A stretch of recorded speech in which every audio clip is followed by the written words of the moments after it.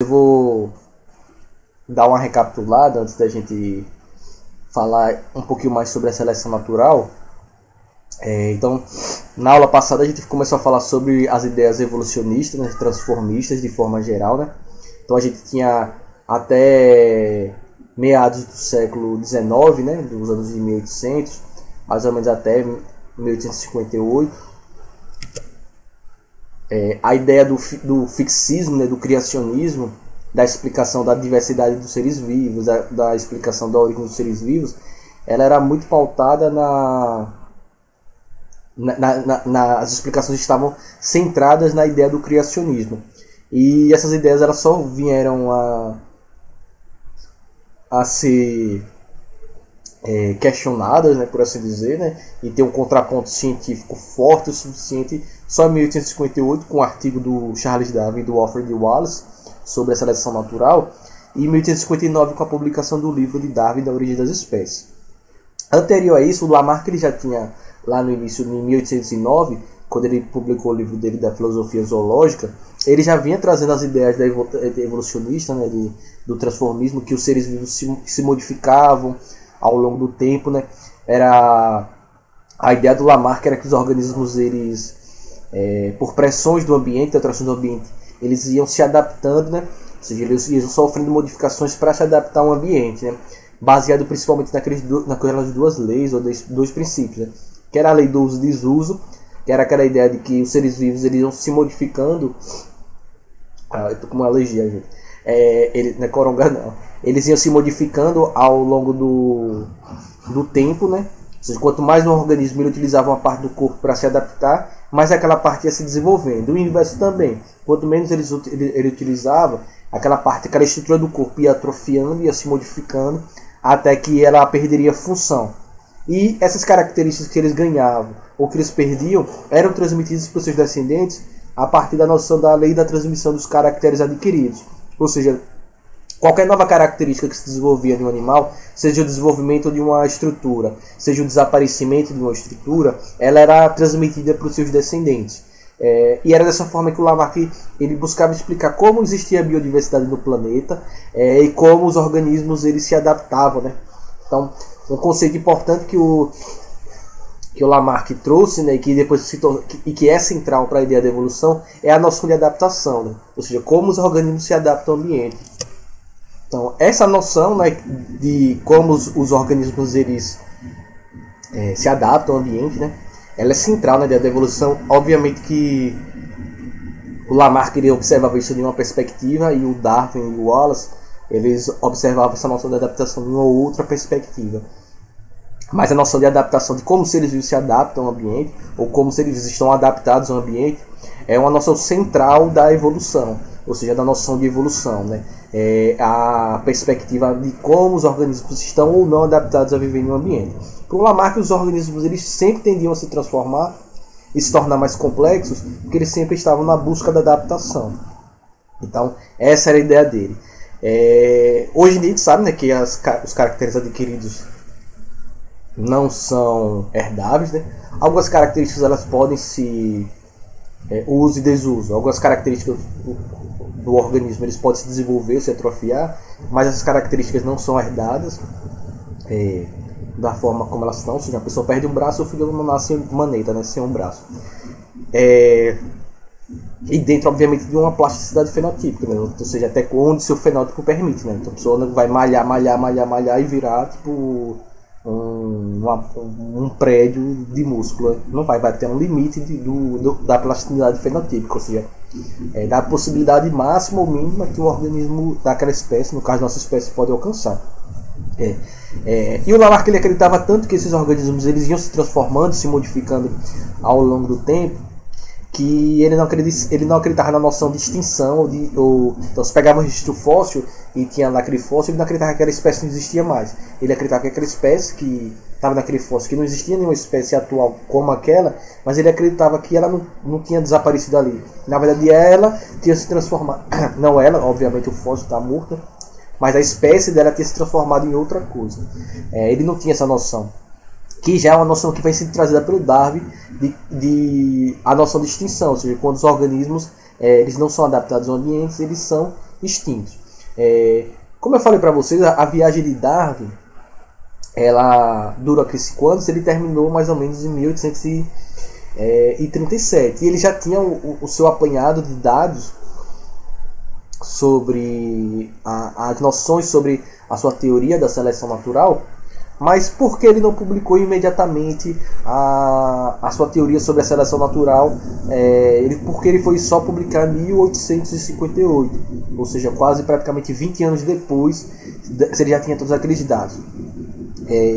Tinha uma coisa que é muito importante, era que por mais que o Darwin depois tenha sido considerado, defenderam até que ele fosse excomungado, né? Excomungado quando saiu expulso da igreja, ele era um cara que ele era extremamente cristão, né? Ele era tipo, muito cristão, religioso, e ele observava que aquelas conclusões que ele chegava, que eram muito pautadas no...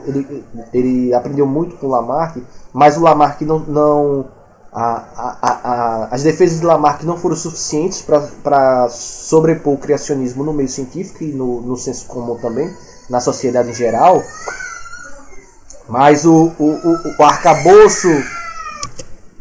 arcabouço, né, do que Darwin tinha, ele já sabia, ele acreditava muito nessa ideia, ele tinha como comprovar cientificamente, na parte dos seus levantamentos, seus estudos, das áreas de estudo geral, de que a evolução ela realmente acontecia cientificamente, ele conseguia comprovar cientificamente. Mas ele era muito religioso, muito cristão, e aquilo que ele estava defendendo, aquelas conclusões que eles chegaram, elas iam completamente em oposto aos dogmas religiosos da época, né? Então ele deixou aquilo lá guardado na gaveta, né? Como eu falei para vocês, em 1858 eles publicaram artigos sobre a seleção natural, ele com outro sujeito chamado Wallace, Alfred Wallace, que era um inglês, que era colega dele. O Darwin, ele ia estudar medicina, tal, depois desistiu, foi estudar outras coisas. Só que o Darwin, ele era um cara que era muito rico, né? Ele era de uma família muito rica e ele não precisava trabalhar na noção de trabalho, assim, ele não precisava ter um emprego, né? Ele podia viver da herança dele e das posses da família, né? Então ele fazia a ciência dele livremente, porque ele não precisava se preocupar no seu ganha-pão. E o Alfred Wallace, ele não era da família rica, né? Então ele precisava trabalhar bastante, além de produzir ciência. E aí o Wallace, ele era inglês, né? Mas ele foi viver e trabalhar na Austrália. E ele também pesquisava muito, né? E que foi aí que, pouco antes de... Lá já quase 20 anos depois, o Wallace escreveu para o Darwin e para os professores do Darwin, outros colegas lá da universidade, mostrando as conclusões que ele havia chegado sobre o estudo, sobre a diversidade, a adaptação e sobre a evolução. Quando o Darwin ele recebeu aqueles dados e aquelas conclusões do Wallace, quase 12, 15 anos depois, né? Quase 20 anos depois, ele observou que o Wallace ele tinha chegado às mesmas conclusões que ele há 15 anos atrás, né? Então ele percebeu que o Wallace tinha chegado às mesmas conclusões que ele sobre não a terminologia em si, né, mas a noção do ambiente, selecionando as espécies que são aptas a viver em determinado local. Então aí o Darwin, conversando com outros professores, outros cientistas, né, da época, aí eles consideraram: olha, se você não publicar suas conclusões, o Wallace vai publicar e ele vai ficar com todo o reconhecimento de um trabalho de conclusões que você chegou há muito tempo atrás, né? E então ele teve que superar esse conflito, o Darwin teve que superar esse conflito religioso dele com relação a defesa científica com a sua fé cristã. Então foi quando ele se convenceu disso, foi por isso que em 1858 ele conversou com o Wallace, né? Mostrou para o Wallace que ele também chegava a essas mesmas conclusões. Obviamente que a gama de dados que Darwin tinha era suficiente para fazer um livro, tanto que ele fez um livro depois. Então, em 1858, eles fizeram esse trabalho juntos, da defesa da seleção natural, da evolução, fizeram esse artigo junto, e um ano depois ele publicou todos os dados que ele tinha na forma daquele livro. E aí, como eu falei com vocês, né, foi o que revolucionou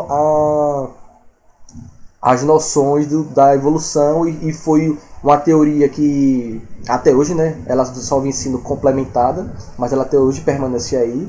Como eu falei, ela, tudo na biologia, quase tudo é analisado pela luz da evolução.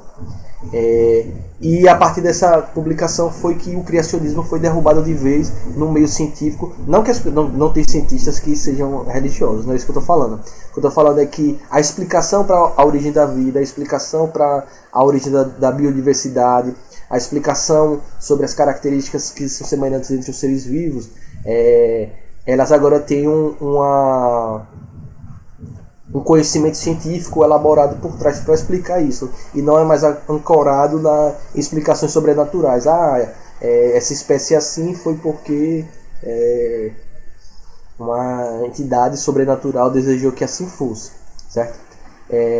Mas quais são as principais ideias do Darwin e do Wallace que se contrapõem ao Lamarck, né? O que seria que essa seleção natural tem tanto a dizer? Então a gente tem as principais ideias aqui. Se a gente contrapor Lamarck e Darwin e Wallace, no caso, quais são as principais diferenças entre, se vocês não perceberam ainda, eu trouxe essa caixinha aqui para a gente conseguir observar isso melhor. Quais são as principais diferenças que as teorias de Lamarck foram descartadas e a de Darwin não?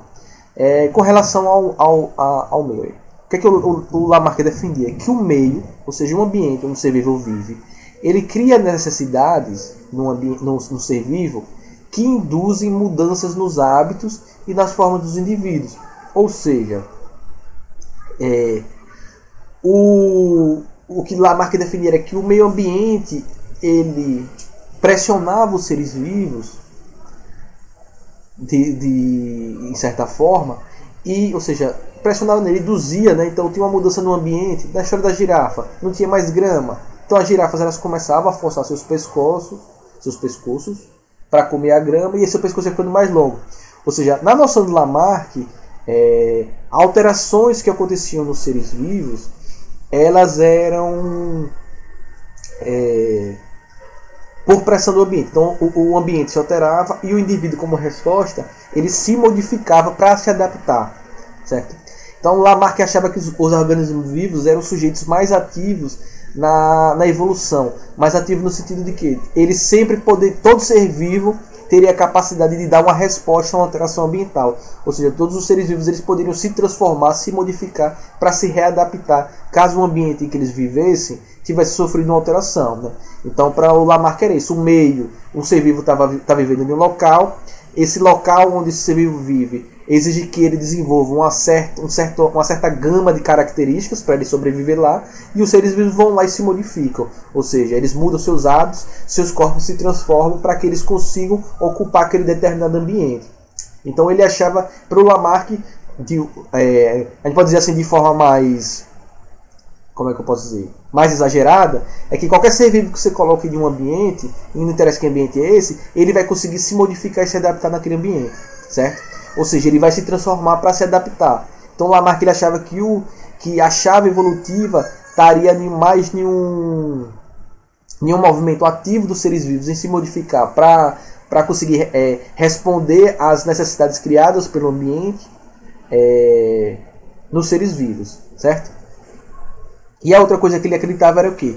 Que essas novas características adaptativas, elas conseguem, pelo uso desuso, né, repetido de um órgão ou por parto. Ou seja, ele acreditava que o uso desuso era o princípio que fazia com que esses seres vivos conseguissem mudar os seus hábitos e conseguissem se alterar para se adaptar, né? E aí ele acreditava que essas características adaptativas novas que foram adquiridas, elas eram transmitidas para os descendentes, e assim eles iam passando para um descendente para o outro. Ou seja, o Lamarck ele entendia que o ambiente criava necessidade, os seres vivos em respostas mudavam seus hábitos, alteravam as suas formas, seus organismos se modificavam para responder àquelas necessidades induzidas e criadas pelo ambiente. E como é que eles formavam essas alterações? A partir da modificação dos seus órgãos e de parte dos seus corpos pela lei do uso e desuso, e por passar essas características para os seus descendentes, certo? Para o Darwin, a noção era completamente outra. Era o inverso. Para o Darwin Wallace, a noção era o inverso do que o Lamarck acreditava. Para o Darwin e para o Wallace, o meio, na realidade, ele exerce uma seleção, que ele chama de seleção natural, sobre os indivíduos. Ou seja, para o Darwin existem variedades dos indivíduos, existem diferenças entre os indivíduos. Então você tinha populações com características diferentes, e de acordo com as condições do meio, o meio ele vai lá e seleciona aqueles organismos que já têm características adaptativas para viver nele. Certo? Veja que é uma noção diferente. Para o Lamarck, os seres vivos se modificavam para se adaptar. Para Darwin, a ideia de seleção natural é justamente a de que o meio ele vai lá pensar no ambiente, ele vai escolher quem são aqueles organismos que vão sobreviver. E quem são esses organismos que a seleção natural escolhe para sobreviver? São os organismos que já têm características adaptativas para viver naquele local. Né? Então, o termo, como está escrito aí, o meio exerce uma seleção natural que favorece os indivíduos portadores das características mais apropriadas para um determinado ambiente e num determinado tempo. Por que ele fala disso em determinado tempo? Porque se o ambiente se modifica, aquele organismo que era adaptado talvez não seja mais adaptado.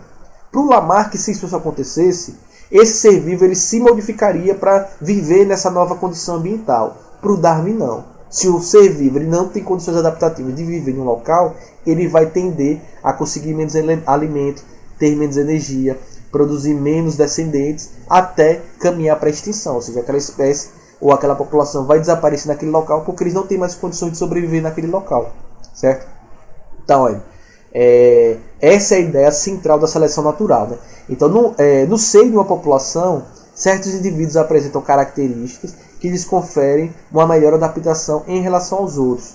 Então, o Lamarck ele entendia que todos os animais, todos os seres vivos, o que é uma população? Um conjunto de indivíduos de uma espécie. Então, tem, sei lá, 100 passarinhos. Para o Lamarck, os 100 passarinhos, eles iam se adaptar por uso e desuso, iam se modificar para se adaptar no ambiente. O Darwin entendia, e o Wallace, que em uma população da mesma espécie, existe uma variedade de indivíduos, ou seja, tem indivíduos, existe variabilidade genética, ou seja, indivíduos existem diferentes uns dos outros. E aí o que acontece? Aqueles indivíduos que têm que têm características, como é que eu posso dizer?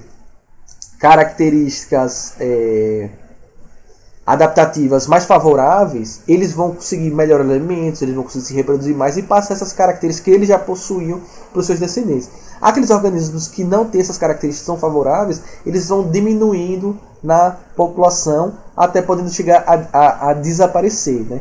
Então, no seio de uma população, certos indivíduos apresentam características, ou seja, em um conjunto de indivíduos de uma mesma espécie, alguns têm características que lhe conferem uma melhor adaptação em relação aos outros. Então o que acontece? Aqueles que são melhor adaptados, mesmo dentro de uma população, eles vão conseguir alimentos de forma mais eficiente, eles vão se adaptar melhor ao ambiente, eles vão gerar mais descendentes que vão herdar essas suas características. Então o que acontece? Essa população ela vai se modificando, não porque os organismos vão se transformando, mas porque o ambiente está selecionando quem vai sobreviver nele. Essa é a noção da seleção natural, que é a ideia inversa do Lamarck. Né?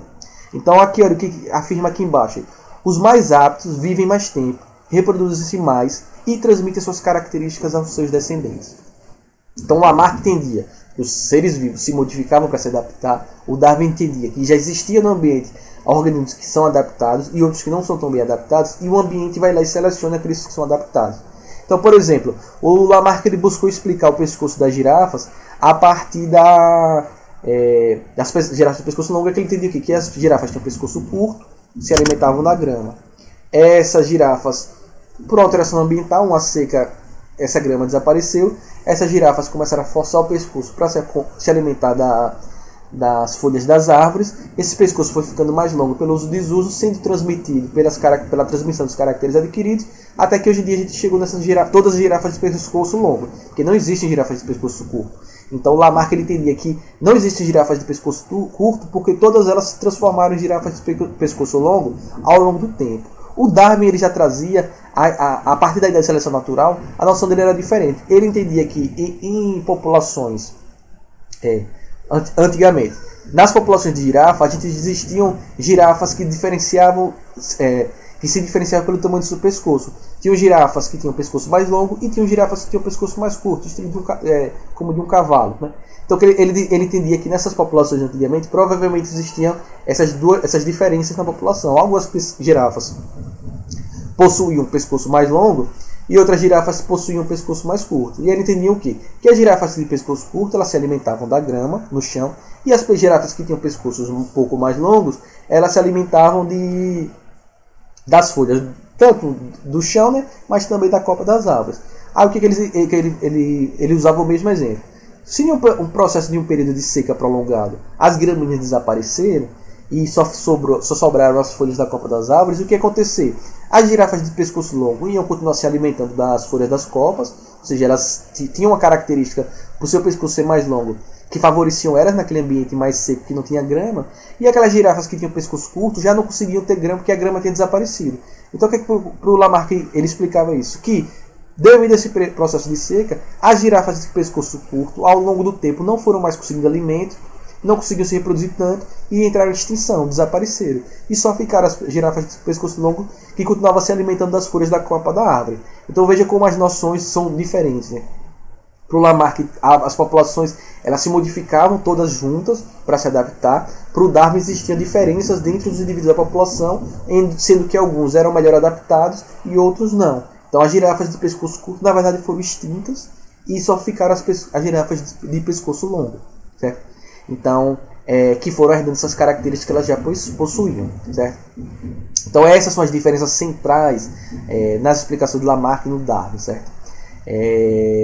O Darwin, obviamente, por limitações da época, ele não sabia, ele não conseguia explicar, ele entendia, ele reconhecia, ele demonstrava os fatores que geravam biodiversidade, mas ele percebia isso, mas ele não tinha capacidade de conhecimento científico da época de explicar quais fatores levavam ao surgimento de novas características, ao desaparecimento de características, ou que explicasse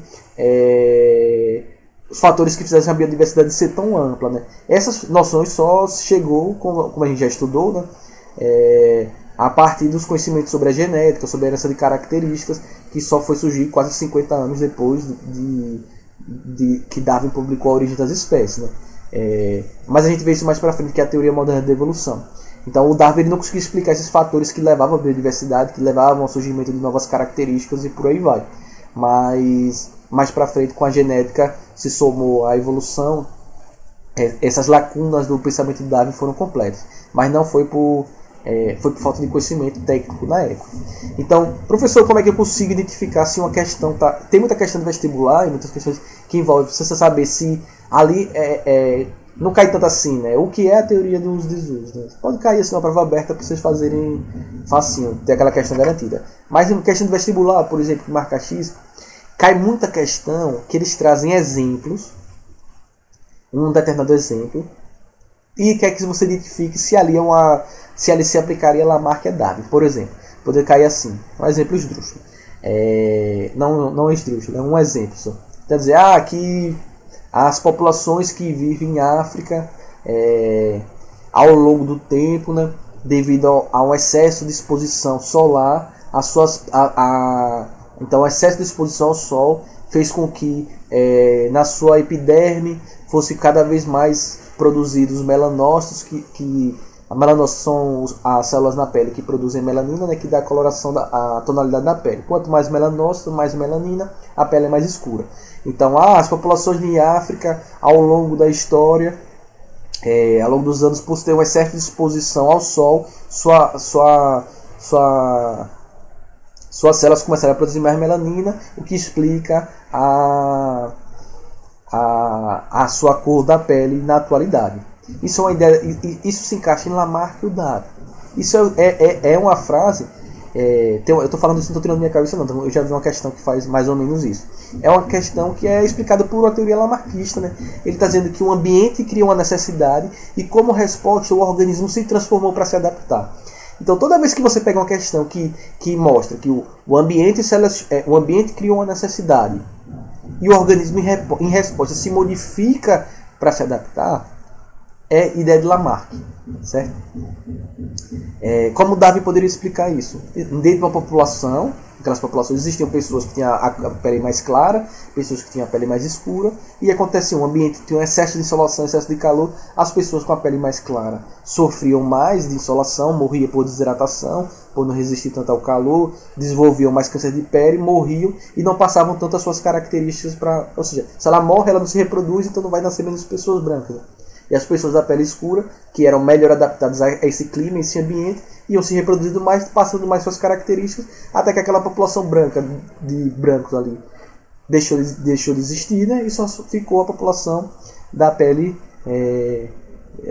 negra, né? Da pele preta, né? Aí seria uma explicação de Darwin, ou seja, já tinha diferenças e o ambiente selecionou quem tinha características para sobreviver ali. Então tem muita questão que brinca com isso, né? Dessa noção de Lamarck e Darwin, né? Ele traz algumas ideias e quer que você saiba se ali é seleção natural, se ali é lamarckismo, se é darwinismo, a partir disso. Então vocês conseguem identificar essas chaves, vocês têm que ver. Ambiente criou a necessidade, como resposta o organismo se modificou, Lamarck, certo? Ambiente criou a necessidade, selecionou os organismos que têm características adaptativas, eliminou os que não têm, Darwin. Certo? Tá, na aula passada eu também falei, só pra gente fechar aqui, eu falei sobre, estava falando que Darwin foi influenciado por vários estudos, e aí eu fiquei falando muito sobre um Malthus. Aí eu não trouxe o que era, né? O Malthus era um sujeito... um matemático, outras coisas. Ele tem uma teoria básica de Malthus, e que o Darwin lembra daquelas observações que eu falei, que as populações, principalmente as populações de cativeiro, elas tendiam a um crescimento, que elas tinham uma capacidade reprodutiva de crescimento muito grande, praticamente infinito, né? Mas que no ambiente isso não acontecia, né? Chegava um certo momento que as populações se estabilizavam na sua quantidade de indivíduos. E aí isso era bastante baseado na teoria de Malthus, né? Então a teoria de Malthus, ele acreditava que as populações tinham um crescimento, tinham uma tendência a um crescimento, né? Exponencial, né? E os recursos, ele tinham o seu crescimento a sua quantidade limitada, né? Então o que ele entendia era isso, que a ausência de recursos era o que limitava o crescimento de uma população. Então esse ponto de crise aí, queria apontar aí, é justamente quando a população está maior do que a quantidade de recursos no ambiente.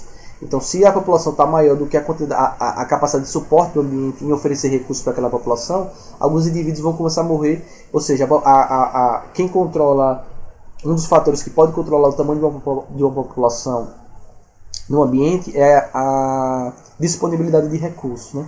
Então esse ponto de crise é esse. Se a população passa demais, essa população, então a quantidade de recursos ela vai tender a estabilizar a população. Senão ela passa, né?